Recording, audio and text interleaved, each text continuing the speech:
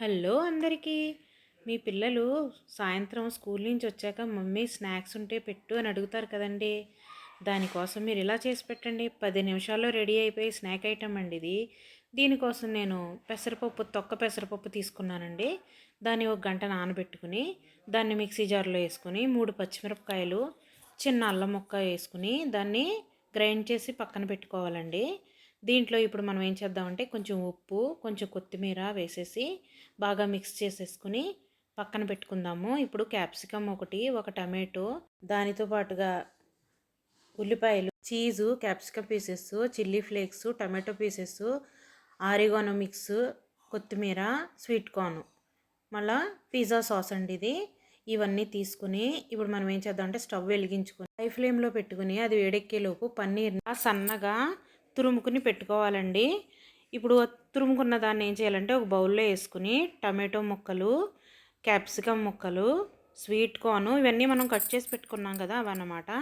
Onion pieces, కొత్తిమీర, chilli flakes, కొంచెం ఉప్పు కొంచెం వేసేసుకుని ఆ తర్వాత సాస్ ఉంటుంది కదా పిజ్జా సాసు, ఆ పిజ్జా సాసు కూడా వేసేసుకుని బాగా మిక్స్ చేసుకోవాలండి మొత్తం కలిసేటట్లుగా. ఈలోపు మనకి పెనం వేడెక్కిపోయింది కదా చూడండి. ఈ గుంట పొంగడాలు వేసుకుంటాం కదండి ఆ పెనం అనమాట. దాంట్లో కొంచెం బటర్ వేసి మొత్తం అంతా స్ప్రెడ్ చేయాలండి. మొత్తం అన్ని గుంటల్లోకి మొత్తం గుంటంతా అయ్యేటట్టుగా బటర్ని స్ప్రెడ్ చేయాలి. ఇప్పుడు కొంచెం కొంచెం పిండి వేసుకోవాలండి అందులో.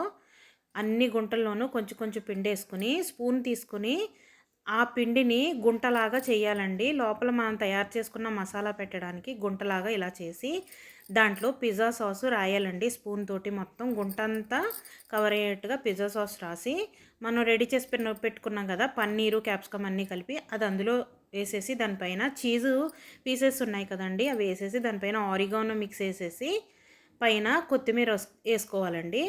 వేసేసుకుని ఇప్పుడు దీన్ని హై ఫ్లేమ్లో కదండి లో ఫ్లేమ్లో ఒక 10 మినిట్స్ మనం ఉడికించుకుంటే చూడండి చీజ్ అంతా కరిగిపోవాలి. కరిగిదాకా మీరు చేసుకోండి. ఇప్పుడు చూడండి ఇది రెడీ అయిపోయిందండి. దీన్ని తీసి సర్వ్ చేసేసుకోవడమేనండి. 10 మినిట్స్ అంటే 10 మినిట్స్లో రెడీ అయిపోద్దండి. తినడానికి కూడా చాలా టేస్టీగా ఉంటుందండి. పిల్లలు చాలా ఇష్టపడి తింటారండి దీన్ని. తప్పకుండా ట్రై చేయండి. ప్లీజ్ సబ్స్క్రైబ్ చేయడం మర్చిపోకండి.